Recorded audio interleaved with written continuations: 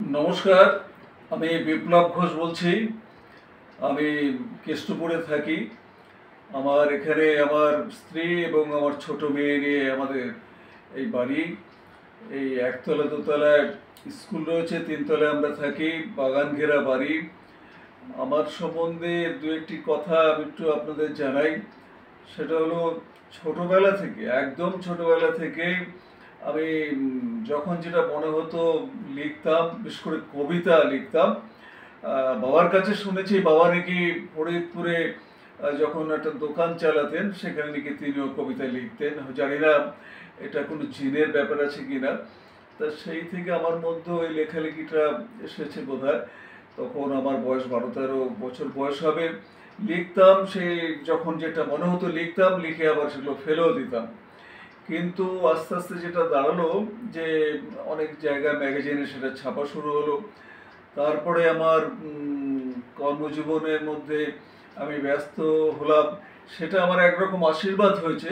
আমি একটা ওষুধ কোম্পানির ম্যানেজিং ডিরেক্টর ছিলাম প্রায় 18 বছর, এবং সেই কোম্পানি চালাতে গিয়ে এই পশ্চিমবাংলা বিশেষ করে এমন কোনো জেলা নেই, এমন কোনো গ্রাম, নদী, হাট বাজার, পথ নেই যেখানে আমি যাইনি। সেটাতে আমার একটা সুবিধা হয়েছে, এই প্রকৃতির প্রতি যেটা আমার আগে ভালোবাসা ছিলই, সেই ভালোবাসাটা আরও অধিক হওয়াতে আমার লেখালেখিটাও মাত্রাটা অনেক বেড়ে গেল। এবং আমি একটা সময় দেখলাম যে আমার বই ছাপা হচ্ছে, বইমেলায় বই ছাপা হচ্ছে। আস্তে আস্তে প্রায় 15-16টা বই বেরিয়ে গেল। এবং এর মধ্যে 2001 সালে আমার বড় ছেলে 19 বছর বয়সে বকখালির সমুদ্রে চোখের সামনে ডুবে যায়। এবং তারপরে তার স্মৃতিতে 2004 সালে তার নামে সানিপাল স্কুল আমি করি, আমি আমার স্ত্রী তাপসী ঘোষ দুজনে মিলে।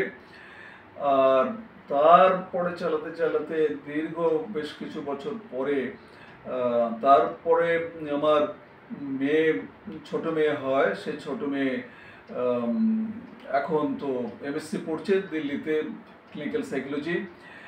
এবং সেই ছেলে মারা যাওয়ার পরে আমার বড় মেয়ে, সেও কিন্তু খুবই প্রতিভা ওই মেয়ে ছিল। সে এমএ করেছিল ইংলিশে বেনারস হিন্দু ইউনিভার্সিটি থেকে। তারপর তার একটা বিরল রোগে, প্রোগ্রেসিভ স্ক্লেরোডারমা বলে একটা রোগ, যে রোগের ওষুধ পৃথিবীতে আসেনি, সেই রোগে 2020 সালের নভেম্বর মাসে সেও মারা যায়। তা আমার এই দুটি বড় সন্তান মারা যায়। এবং তারপরে আমি লেখালেখিতে আমার আরও বেশি করে ডুবে থাকতে হয়েছে বলা যেতে পারে। আমি বাধ্য হয়েছি যে সেটা আমার অনেকটা শোক বোধহয় ভুলিয়ে দিতে পেরেছে। আঘাত দুঃখ না থাকলে তো কোনো সৃষ্টি সেরকমভাবে বোধহয় হয় না। তা যাই হোক, এখন আমি এই স্কুল, সানিপাল স্কুল মধ্যে সকালবেলায় ব্যস্ত থাকি।